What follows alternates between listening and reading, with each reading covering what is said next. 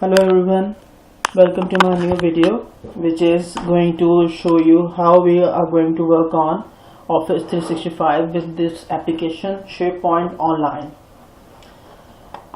In my previous videos I have shown you how to make a trial account, and I hope you all have made a trial account. And in my second video I have shown you how we can work around an admin center, being an admin, and how he can monitor the services. Now in this video I'm going to show you the application SharePoint Online. Here we have this on this tile. So let's click on here to get our SharePoint Online site. Here is the home page of our SharePoint Online. Let me just tell you one thing before moving forward. There are two things which I have noted down in the notepad for your better understanding. I'm going to tell you the difference between the SharePoint on-premise, so we can also call it as SharePoint server, and the SharePoint Online, which is this version that comes with Office 365. So these 4 points actually sums up the differences between these two.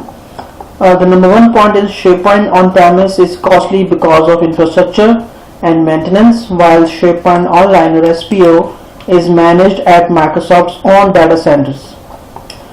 The second point is SharePoint on-premise or server is more convenient when the organization's content is sensitive to be shared.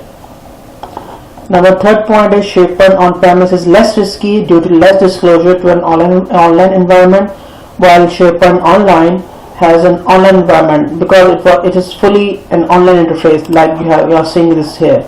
We have opened a browser and we have logged into our tenant account, and we just move further to our SharePoint Online site. So that is why it's an online environment. Number 4, we have a similarity between these two, which is both can be used for developing a line of business applications, and both have collaborating environment in terms of document sharing, working on a project, and information is shared anytime and on any device. Alright, so I think these 4 points are enough to share with you the difference between these two. So let's move further and let me show you how do we get work around on SharePoint Online. I'm just going to show you the basics of it. I'm not going to deep in technicalities. Okay, so let's make our first website our site, sorry. So by clicking here on the site button, we are going to put our site name, like let's suppose academics. There's a new feature on SharePoint Online which is integrating it with Office 365 groups. Like you can see the message here, it says get a team site connected to Office 365 group. So whenever we make a new site or new website on SharePoint Online, it is going to make a new group on Office 365, and by group I mean the Outlook group, the Office 365 Outlook mail group. Okay, so I'm going to show you that later. That is our address. We can make our site private and public as well. I'm going to stick it to public, and let's just add some description. This site.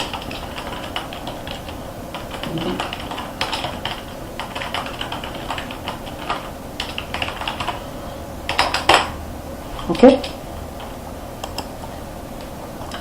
we can add additional owners and other members as well. I do not have any other members right now, and so I think I should stick myself with as an owner. Finish. Hey, so we have made our new site on our SharePoint Online. So it was so easy, just few steps. So let me just go through all this interface and show you what all these features and options does. That is our left navigation bar. As you can see here, we have home, documents, and notebook pages. By home we will be redirected to our home page, and by documents that is going to redirect to our document library where we can insert our documents. In the notebook feature we will be open a OneNote. Okay, OneNote is another application of Office 365. Pages, we have no pages right now, just this one. the home page that we have shown you here. Alright, we can add our pages, our customized pages as well. That is our site contents, where we will show our applications, which applications are here in our site. By default, we have 4 applications right now: site pages, site library, form templates, and documents. These are all document library. Okay, recycle bin. Recycle bin is here. The deleted items will go on. You can see it right here. There are no items right now. So that was left navigation bar. In the content bar, I have the site visit activity. Okay, let me just go to the home page again. We can also edit our interface like this by clicking this edit button in the top right corner. Like if you do not like this content here, so we can remove it like this. See, and just hit publish. So it's going to publish our new changes. So here we have the activity. We will be showing in the upload document feature the organized thing to add a list. So right now I'm going to add a new application in our site. I will also add a new list later. So let's start with an app. So here I have a bunch of list of applications that SharePoint Online has provided me. I can add any of these which I am going to use. So we have our document library here, which is a simple application of inserting documents and managing documents. We have a custom list. A list is actually a table in SharePoint Online. Okay, it's like a table in SQL database. You all must have known about the tables. In SharePoint we call them list. Okay, task application, site mailbox. We have picture library to add our gallery. We have a form library. It is similar to our document library. Okay, we have other application like links, announcement application where we make announcements to our organization. Okay, so there are a lot more applications. Let's add the announcement application by hitting the announcement app, and I just name it as happenings to create. Now we will be redirected to our site contents page. You can see that here. Here is our application that we just added, and there are no items right now, and it is an announcement list. The type happenings. See, we have our happenings here. It also contains a list. So when we click the new announcement here, we can add like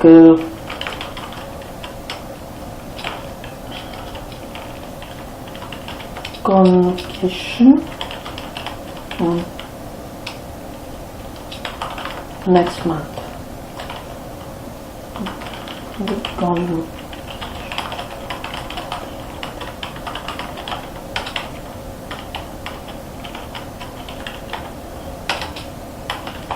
Okay, like this.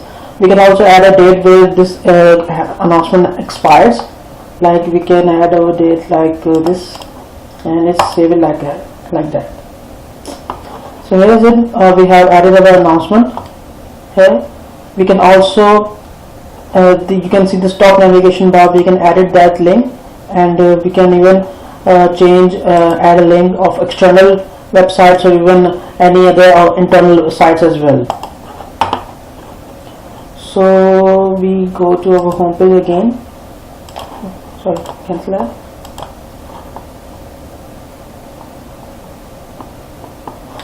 See, we have our happenings application in our activity here.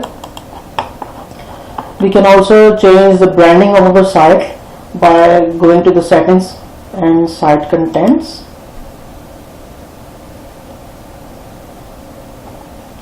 And here we have site settings.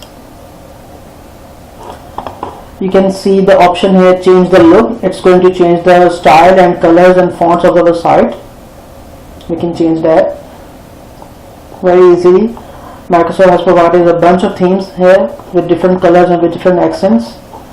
So let's go with that one. Okay, we can add our own image here for the background if we want to, and we can change the accent of our theme. Okay, this layout and our font as well. Just click try it out button. It is going to just try out, just preview our theme. One more thing I would like to share is in SharePoint Online, things are going to work around a bit late because of our bandwidth, our network. So if you are going to work on SharePoint Online, you will have to have a very good internet connection and a latest browser with the latest features. Microsoft has recommended Microsoft Edge, so we can use that.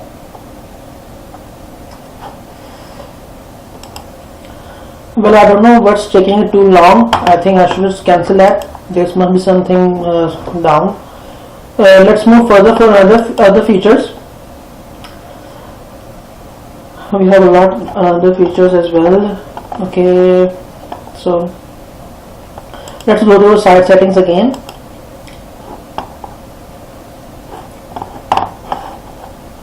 Is it? So we have already seen the cycle bin. We can see the search settings. We can enable a search URL for a central URL for our site where all the users can use this search bar for searching the documents or searching any users. Okay, and we can also redirect to a certain page where the query, where the search should be sent. Right? What else we have? Let me show you the hierarchy of the site. Hierarchy will be display the total sites, all the sites that we already have on our site, because the SharePoint has the top level site, and which is the top level website, and then we have our sub sites. This all make our own site collection.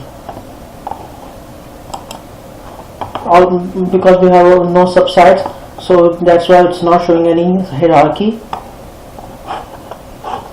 Let's go back.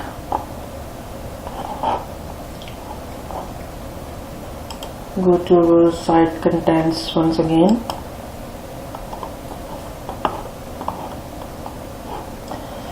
So we have made our application happenings, and now we are going to make a subsite, which is going to be another website like this, another website over this academics. So the new SharePoint site, it will be like any subject.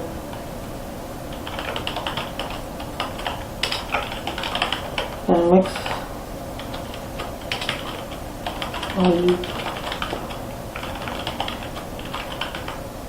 Okay. I can also change the set the URL of this.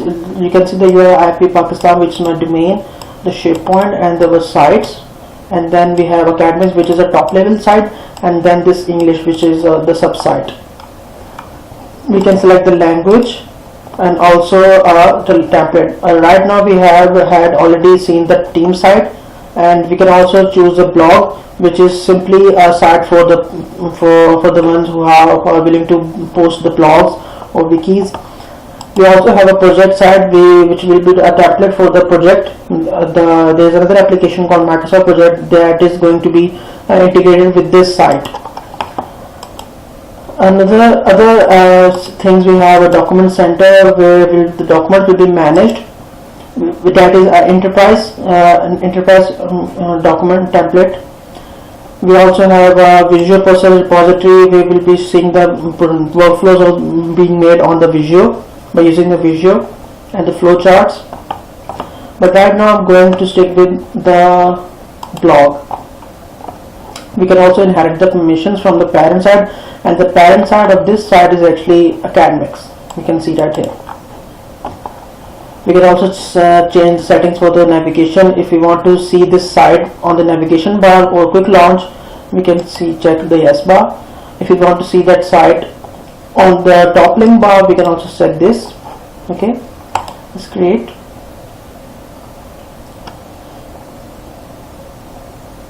I hope this shouldn't take long.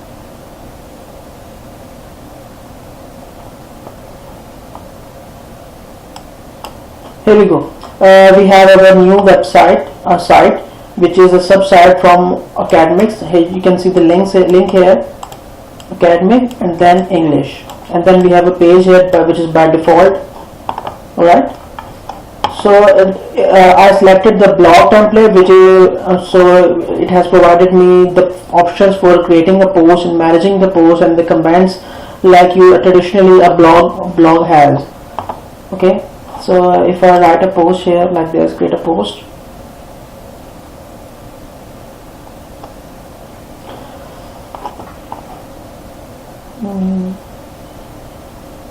Okay, we have